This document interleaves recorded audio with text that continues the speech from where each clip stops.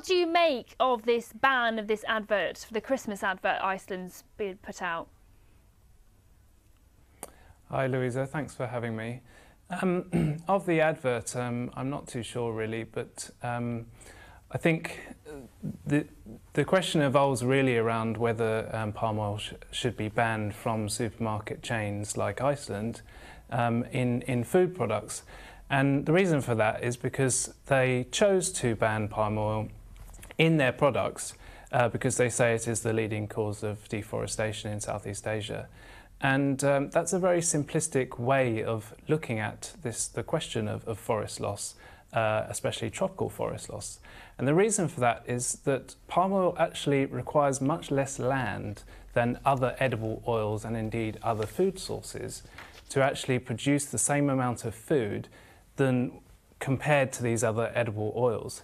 So really the question is, if we don't use palm oil, what's the alternative? And actually the alternatives may be things like soy oil.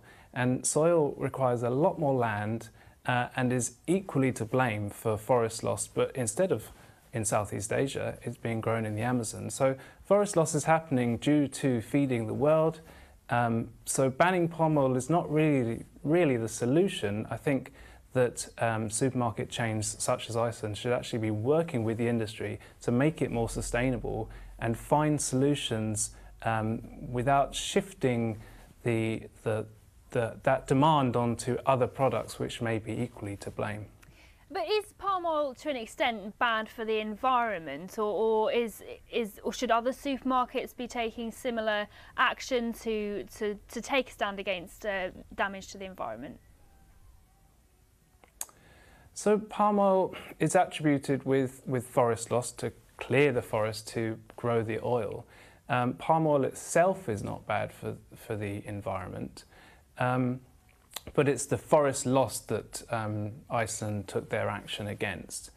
And so the forest loss is going to happen when we're trying to produce foods, and the big picture is that actually other types of crops might require more forest loss. So banning one product may actually shift demand onto a product that is even worse. So what the government potentially could do to help stop deforestation, what steps do you think they should take? Well, I think that especially in more affluent countries, we should be demanding only certified products such as palm oil. So there are two types, broadly speaking, of palm oil: those that are certified and those that are not. And the palm oil that is certified, whilst maybe we have to pay a slight premium for it, we know that those areas, that palm oil has been produced without deforestation.